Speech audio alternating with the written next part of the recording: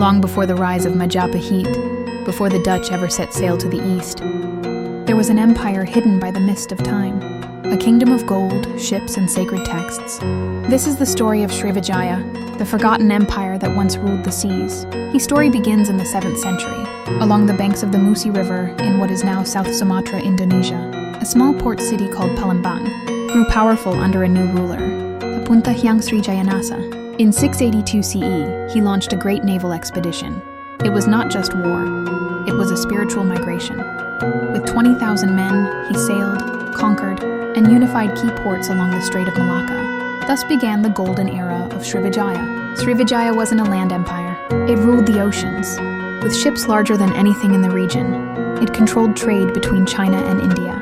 Spices, silk, incense, and gold flowed through its harbors. Every passing vessel paid tribute. Palembang became a melting pot of languages, cultures, and religions. From Sanskrit scrolls to Buddhist monks, the empire was alive with knowledge and wealth. But Srivijaya was not just about power and trade. It was a center of Mahayana Buddhism. Monks from as far as China came to learn and translate sacred texts. The Chinese monk Yijing wrote of the empire in awe, describing a land where learning and spirituality thrived. Temples, monasteries, and libraries echoed with chants.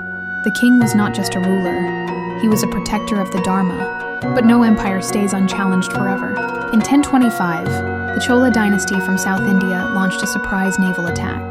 Palembang was plundered. The heart of the empire trembled. Though Srivijaya recovered, it was never the same. The grip on the seas loosened and rival ports began to rise. The tides were shifting. For the next 2 centuries, Srivijaya struggled to maintain its legacy. Internal power struggles, changing trade routes, and the rise of Java's kingdoms weakened it. By the 13th century, its name faded from inscriptions. Its ships no longer ruled the waters. Srivijaya became a whisper in old scripts. And then silence, or hundreds of years. Historians believed Srivijaya was a myth. But in the 20th century, Dutch archaeologists found ancient inscriptions across Sumatra and the Malay Peninsula. Chinese records matched these findings.